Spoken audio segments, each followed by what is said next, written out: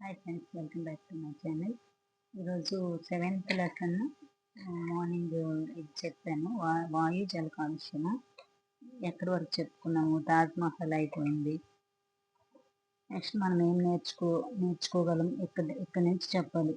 చూడండి, గాలి కాలుష్యం తగ్గించడానికి మనం ఏం చేయగలము. వాయు కాలుష్యంపై మన పోరాటంలో ఎన్నో విజయ గాథలు ఉన్నాయి. ఉదాహరణకు కొన్ని సంవత్సరాల క్రితం ప్రపంచంలో అత్యంత కలుషితమైన నగరాల్లో ఢిల్లీ ఒకటట. పెట్రోల్ డీజిల్తో నడిచే వాహనాల నుంచి వెలువడే పొగతో అది ఉక్కిరి బిక్కిరి అవుతుంది. అందుచేత వీటిని ప్రత్యామ్నాయ సిఎన్జి మరియు కేసరహిత అంటే పెట్రోలియం మనకి ఇక్కడ ఇచ్చాడు కదా సుప్రీంకోర్టు. ఏంటది సిఎన్జి అంటే compressed natural gas. Next LPG liquefied petrol gas. Sesame లేని పెట్రోల్ వినియోగించాలని ఇక్కడ కూడా అదే చెప్తున్నాడు. మరియు సీసరహిత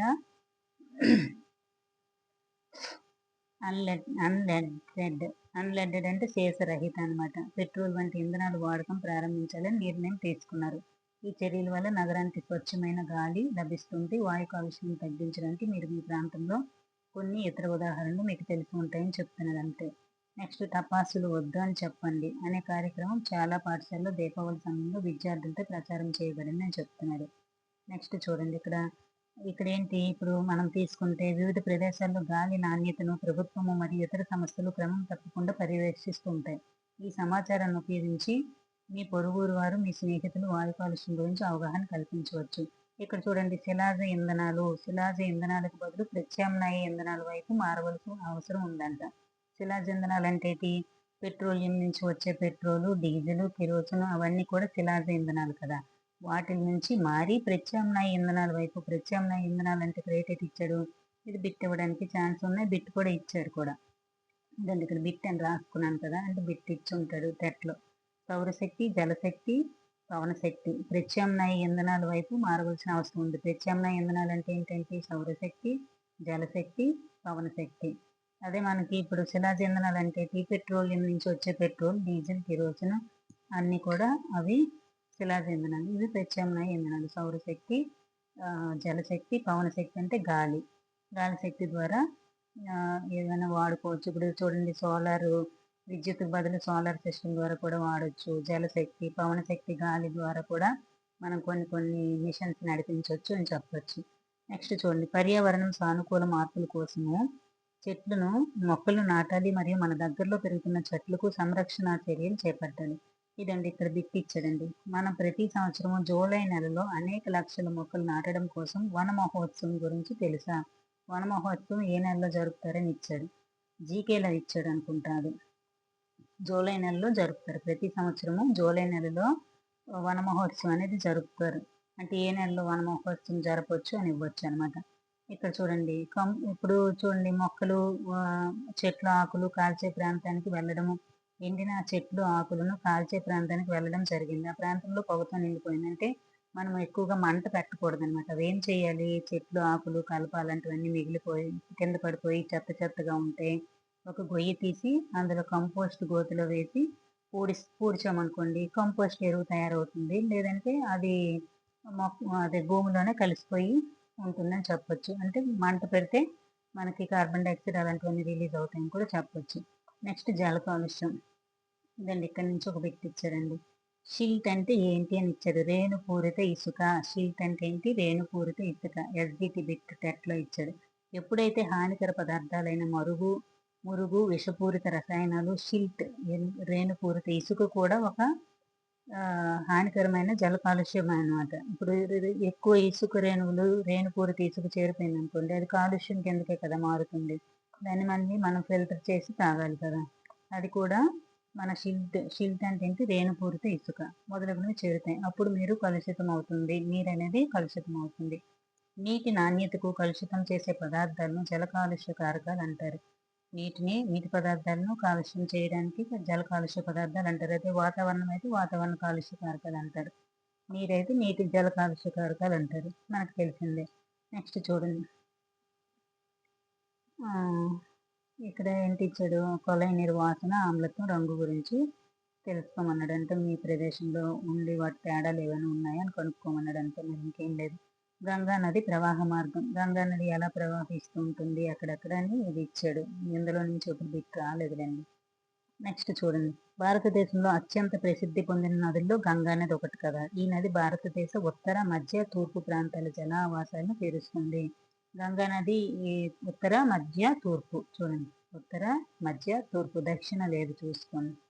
ప్రాంత జల అవసరాలను తీరుస్తుంది. మిలియన్ల కొద్ది ప్రజలు వారి దైనందిన నివాసిత అవసరాలకు ఈ నదిపై ఆధారపడతారు. ఇదిగోండి ఇక్కడ నుంచి ఒక బిట్ వచ్చింది. ఏపీ డిఎస్సిలోనే వచ్చింది. WWF అంటే ఏంటి అంటే world wild pound of nature. World wild pound of nature WWF ఆధారపడి ఉన్నాయి. ప్రకృతి కొరకు ప్రపంచవ్యాప్త నిధి ఏంటి అని ఇచ్చాడు. WWF ఇంకేటో ఇచ్చాడు. WWF అది చేసిన అధ్యయనంలో గంగా నది ఆపదలోనున్న ప్రపంచంలోని 10 నదుల్లో ఒకటి. అంటే ఇది చేసిన దాన్ని బట్టి గంగా నది అనేది ఆపదలో ఉన్న ప్రపంచంలోని 10 నదుల్లో ఒకటంట. అంటే ఆపదల్లో 10 నదులు ఉన్నాయి. ఆ 10 నదుల్లో గంగా నది ఒకటని ఎవరు చెప్పారు, గుర్తించారు? WWF అనేది వాళ్ళు చేసిన అధ్యయనంలో గుర్తించబడిందని చెప్పారు. పట్టణాలు, నగరాలు గుండా నది ప్రవహించడం వల్ల చెత్తా చెదారాలు, శుద్ధి చేయబడిన మురుగునీరు అవన్నీ కూడా అందులోనికి విడుదల చేస్తున్నారనమాట. అనేక ప్రాంతాలు నదిలో చూడండి. నెక్స్ట్ జలజీవాసనకు పూర్తిగా ఆటంకం ఏర్పడిన కారణంగా అనేక ప్రాంతాల్లో ఈ నది మృత నదిగా మార్పు చెందింది అని చెప్పాడనమాట. అంటే ప్రమాద స్థితిలో చేరుకుంది. నెక్స్ట్ గంగా నదిలో అక్కడ చనిపోయిన శవాలను కూడా అందులోనే పడేస్తారనమాట. కాన్పూర్ దగ్గరలో. 1985 కంటే ఇక్కడి నుంచి కూడా టెట్లో ఇచ్చాడు, తెలంగాణ డిఎస్సిలో ఇచ్చాడు, డిఎస్సిలో కూడా బిట్ ఇచ్చాడు. 1985, 2016 రెండు ఉన్నాయి చూసుకోండి. 1985 ప్రారంభించబడిన గంగా నది కార్యాచరణ ప్రణాళిక, గంగా యాక్షన్ ప్లాన్ ఇవ్వండి ఇక్కడ. ఇంగ్లీష్లో గంగా యాక్షన్ ప్లాన్ అన్న, గంగా యాక్షన్ ప్లాన్ అన్న, గంగా నది కార్యాచరణ అన్న ఒకటే. అది ఎప్పుడు ప్రారంభించబడింది? 1985. ఈ జీవనదిని కాపాడడానికి నెలకొల్పబడిన పథకం అనమాట. అంటే కాపాడడానికి నెలకొల్పబడిన పథకం ఏంటి అంటే గంగా యాక్షన్ ప్లాన్. నదిలో కాలుష్య స్థాయిలు తగ్గించడము దీని ప్రధాన ఉద్దేశము. కానీ పెరుగుతున్న జనాభా, పారిశ్రామికరణ శక్తివంతమైన ఈ జీవనదిని బాగు చేయలేనంతగా దెబ్బతీస్తున్నాయి. ప్రస్తుతం సరికొత్తగా భారత ప్రభుత్వం 2016లో క్లీన్ గంగా జాతీయ mission NMCG national mission for clean Ganga. NMCG అంటే నేషనల్ ఇక్కడ ఇచ్చాడు. National mission for clean Ganga అనమాట. ఇది గంగా యాక్షన్ ప్లాన్, గంగా నది కార్యాచరణ ప్రణాళిక. 2016లో క్లీన్ గంగా జాతీయ మిషన్ NMCG అనే కొత్త పథకాన్ని ప్రారంభించారంట. చూడండి. 1985లో అయితే గంగా నది కార్యాచరణ లేదా గంగా యాక్షన్ ప్లాన్ గుర్తుపెట్టుకోండి. ఇది క్లీన్ గంగా. 2016లో క్లీన్ గంగా క్లీన్ చేయాలి. 2016లో క్లీన్ చేయాలని గుర్తుపెట్టుకోండి. క్లీన్గా ఉండాలి 2016లో క్లీన్ గంగా. ఇది గంగా యాక్షన్. ఇక్కడ 1985లో యాక్షన్ అని గుర్తుపెట్టుకోండి. ఫస్ట్ యాక్షన్, తర్వాత క్లీన్. అక్కడ ఇవ్వచ్చు 1985లో క్లీన్ గంగా, లేకపోతే క్లీన్ గంగా, లేకపోతే యాక్షన్ గంగా యాక్షన్ ప్లాన్ అని ఇస్తాడు. అప్పుడు మనకు కన్ఫ్యూజ్ రాకుండా ఫస్ట్ గంగా యాక్షన్, తర్వాత క్లీన్ గంగా 2016లో. NMCG national mission for clean Ganga. చూడండి. ఉదాహరణ ద్వారా అర్థం చేసుకున్నారు. కాన్పూర్లో గల గంగా నది పరిహార ప్రాంతంలో కాలుష్యం సంభవించే ప్రదేశాల్లో ఒకటట. అంటే గంగా నదిలో కాన్పూర్ ప్రదేశం అంటే అక్కడ నీటి వరద అనేది ఎక్కువ ఉధృతి ఉండదు కాబట్టి కొంచెం తక్కువలో ఉంటాయి కాబట్టి ఇక్కడ బాడీస్ కూడా వేసారనమాట. గంగా నది కలుషిత ప్రాంతం. నదిలో పారిశ్రామిక వ్యర్థాలు విడుదల చేసిన ప్రాంతం. అంటే వెళ్ళడానికి వీలుగా ఉంటుందన్నమాట. నది ఎక్కువగా లేకపోవడం చేత అక్కడికి వచ్చి అందరూ వేసేస్తున్నారని. గంగా నదిలో ప్రజలు స్నానాలు చేయడం, బట్టలు ఉతకడం ఇవన్నీ కూడా చేస్తారని చెప్తున్నారు. నెక్స్ట్ కాన్పూర్లో గంగా నది నీటి ఘనపరిమాణం తక్కువగా ఉండడం వల్ల, అంటే తక్కువ ఉధృతి ఉండడం వల్ల అక్కడ కాన్పూర్లో 5,000 కంటే ఎక్కువ పరిశ్రమలు కేంద్రీకృతం ఉండడం వల్ల అక్కడ మొత్తం పరిశ్రమల నుంచి వచ్చే చెత్త, చెదారము, రసాయనాలు కూడా అందులో పంపించేస్తున్నారనమాట. డిటర్జెంట్లు, తోళ్ళు, రంగుల పరిశ్రమలు కూడా ఉన్నాయి. అందులో నుంచి వచ్చిన చెత్త చెదారం అంతా కూడా పంపించేస్తున్నారు. కాన్పూర్లో గంగా నది నీటి గర్భరం తక్కువగా ఉండడం కాకుండా ప్రవాహ వేగం నెమ్మదిగా ఉంటుంది కాబట్టి అక్కడ ఎక్కువ పరిశ్రమలు కూడా ఉన్నాయి కాబట్టి అక్కడ ఎక్కువ కలుషిత ప్రాంతంగా గుర్తించబడింది కాన్పూర్లో గంగా నదిలో. చూడండి. నెక్స్ట్ చూసుకుంటే పై సమాచారం క్రింది చూడండి. నదీ కాలుష్యానికి కారణమయ్యే కారకాలు ఏంటి? గంగా నది పూర్వ వైభవాన్ని పునరుద్ధరించుకోవడానికి నీవు ఏ మార్గాలు అనుసరిస్తావు అవన్నీ అడుగుతున్నాడు. చూడండి ఇక్కడ ఏంటి ఇచ్చాడు. హానికర రసాయనాలను నదుల్లోకి నీటి ప్రవాహంలోనికి విడుదల చేయటం మూలంగా జల కాలుష్యం ఏర్పడుతుంది. చమురు శుద్ధి కర్మాగారాలు, కాగితపు పరిశ్రమలు, నూలు, చక్కెర కర్మాగారాలు, రసాయనిక కర్మాగారాలు మొదలగునవి కర్మాగారాలు నీటిని రసాయనిక కాలుష్యాన్ని జోడిస్తున్నాయంట. అంటే వాటి నుంచి వచ్చే రసాయనాలు అనేవి కాలుష్యాన్ని జోడిస్తున్నాయని చెప్తున్నాడు. చూడండి ఇక్కడ ఏంటి, విషపూరిత రసాయనాలైన ఆర్సెనిక్, సీసము, క్లోరైడ్ మొక్కల పెరుగుదలపై విష ప్రభావాన్ని చూపిస్తున్నాయి. అక్కడ గంగా నది దగ్గరలో ఉండే వీటిలన్నిటిలో కూడా ఈ పరిశ్రమలన్నిటి నుంచి వచ్చిన ఆర్సెనిక్, సీసము, ఫ్లోరైడ్ అనేది మొక్కల పెరుగుదలపై విష స్వభావాన్ని చూపిస్తుంది. ఏ వాయువులని ఇచ్చాడు అనుకోండి, అప్పుడు ఏ రసాయనాలు, విషపూరిత రసాయనాలు ఏంటి అని ఇచ్చాడు అనుకోండి, ఆర్సెనిక్, సీసము, ఫ్లోరైడ్. అంతేకాక ఈ కలుషిత నీరు నేలలోకి చేరడం వల్ల ఆమ్లత్వము, క్రిముల పెరుగుదలలో మార్పులు జరుగుతుంటుందని చెప్పాడు. అంటే నేల ఆమ్లత్వము, క్రిముల పెరుగుదలలో మార్పు జరుగుతుంటుందని చెప్పాడు. నెక్స్ట్ శైవుల వృద్ధికి చూడండి. ఇప్పుడు ఇక్కడ మనకేంటి చూడండి, ఒక చెరువును దూరం నుండి చూసినప్పుడు అది ఆకుపచ్చగా కనిపిస్తుంది కదా, అంటే ఎక్కువ శైవలాలు ఉంటాయి. శైవలాలు ఉన్నాయంటే ఏం చేస్తారు, అవి ఆ శైవలాలు అనేవి ఏం చేస్తాయి, అందులో ఉండే పోషకాలు, నీటిలో ఉండే పోషకాలు అవి తీసేసుకుంటాయి. నెక్స్ట్ ఆక్సిజన్ కూడా ఎక్కువ శ్వాసక్రియ జరిపి ఈ శైవలాలు అనేది ఆక్సిజన్ అనేది తీసుకుంటే మిగతా జీవులు అనేవి అంటే నీటిలో చెరువులో ఆమ్లజన్ వినియోగం అధికమవుతుంది కదా, అధికమైపోతుంది. అప్పుడేంటి ఫలితంగా ఆక్సిజన్ పరిమాణం తగ్గిపోవడం వల్ల జలచర జీవుల ప్రాణాలకు ముప్పు వాటిల్లుతుందని చెప్తున్నారు అనమాట. ఇది ఎందుకు కారణమవుతుందంటే కలుపు నాశనాలు ప్రాముఖ్యత గురించి తెలుసుకున్నారు. అయినప్పటికీ ఈ రసాయనాలన్నీ వ్యవసాయ క్షేత్రాల్లో ఉన్న నీటిలో కలిసిపోయి ఆ క్రమంలో నీటి ప్రవాహాల్లోకి చేరుతాయి. ఈ రసాయనాలు భూమిలోకి ఇంకి భూగర్భ జలాన్ని కలుషితం చేస్తాయి.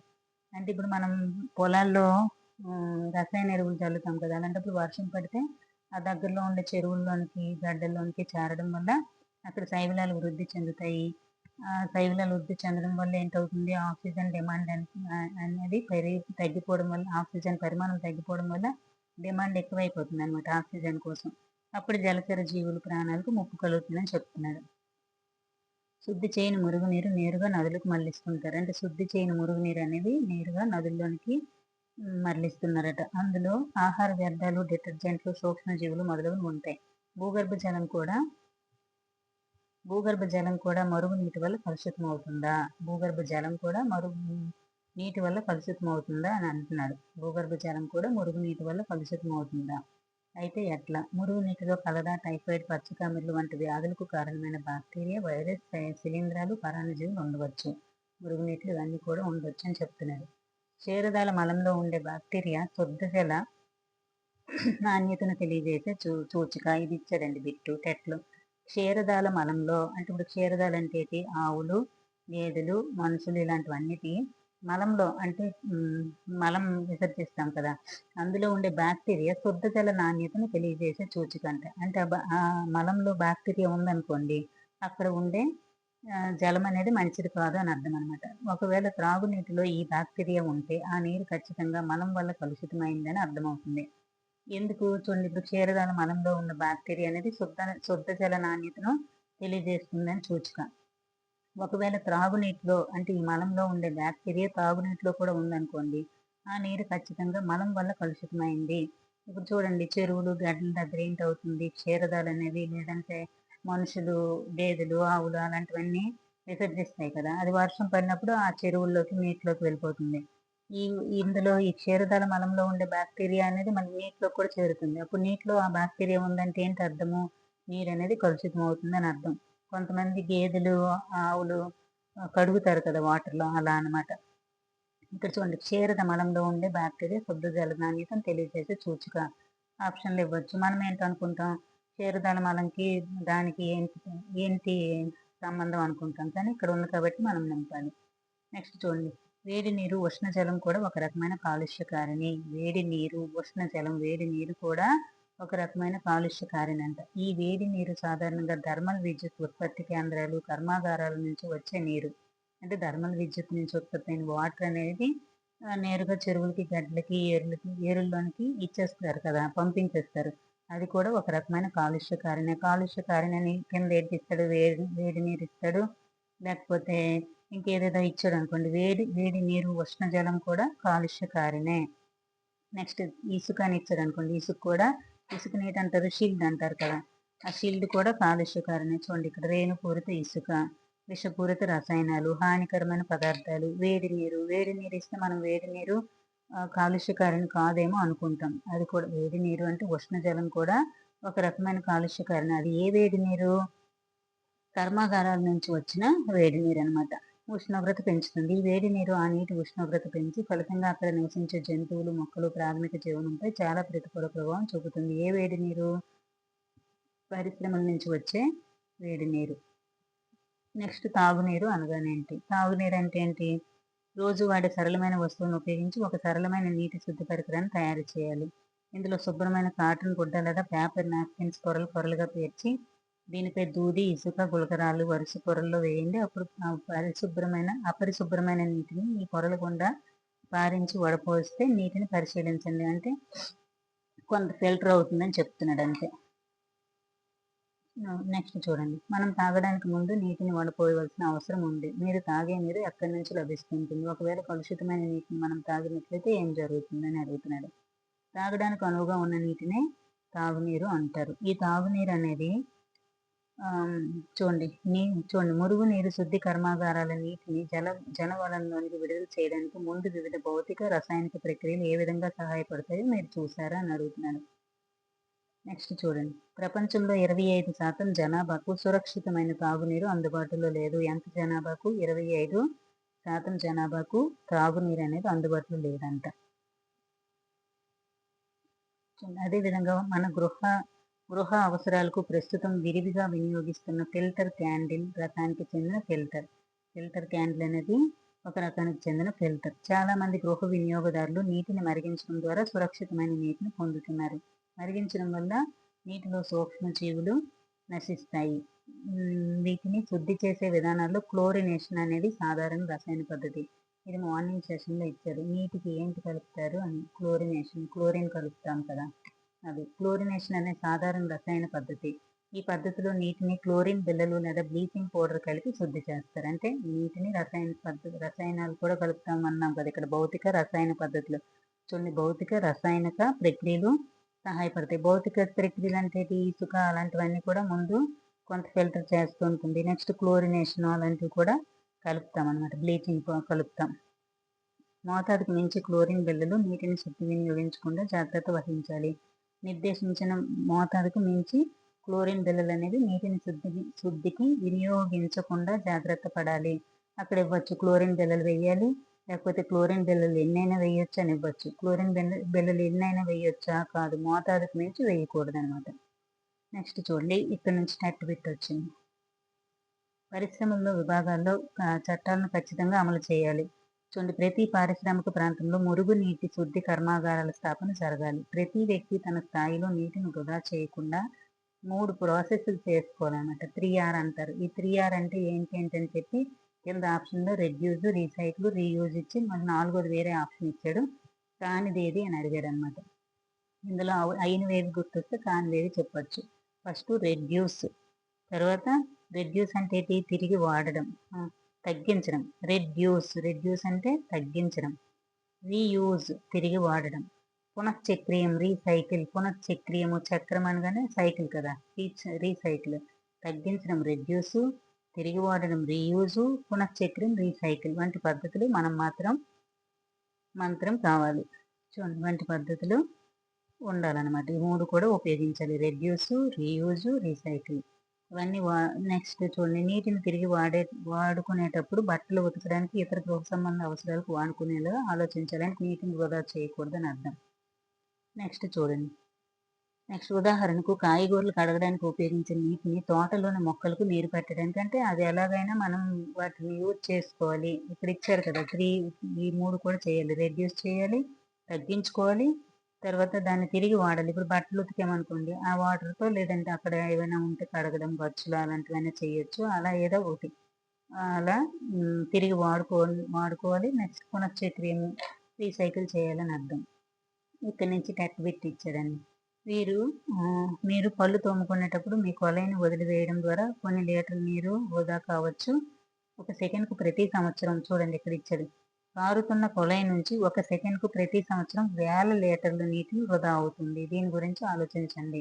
ఇక్కడ ఏంటో ఇచ్చాడండి, నాకు గుర్తులేదు. వేల లీటర్లు అని కూడా ఆప్షన్లో ఇచ్చాడనమాట.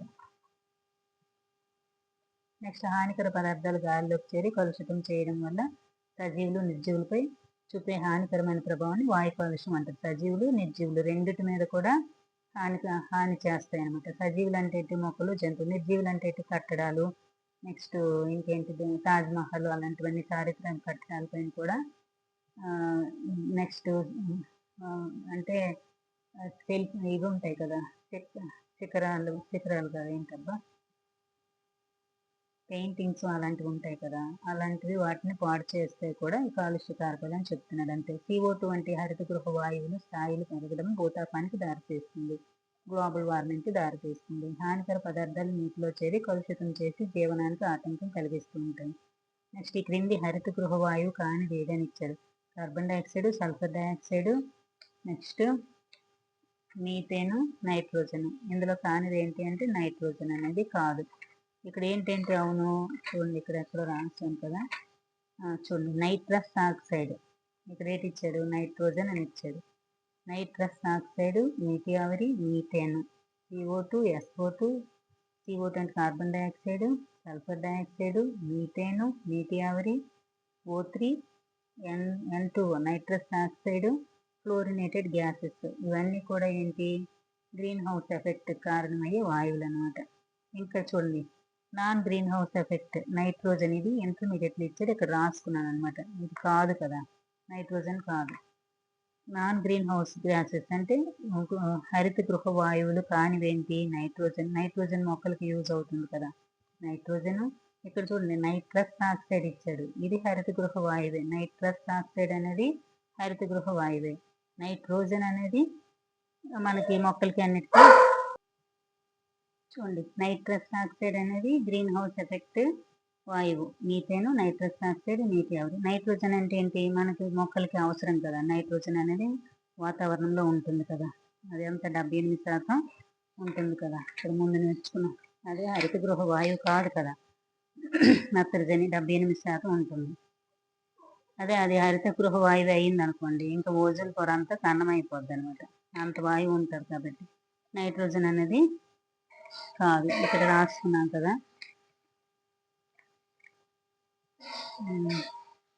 నైట్రోజన్ O2 అనేది మనకి మన ఆక్సిజన్ తెలిసిందే. ఆర్గాన్, నియాన్, హీలియం ఇవన్నీ కూడా గ్రీన్ హౌస్ గ్యాసెస్ కాదు, ఇవి green house gases. Nitrogen, oxygen, organ, neon, helium non green house gases అనమాట. అది ఇంటర్మీడియట్ బుక్లో ఉంటుంది. నెక్స్ట్ చూసుకుంటే చూడండి ఇక్కడ నుంచి కదా ఇప్పుడు నేర్చుకున్నాం.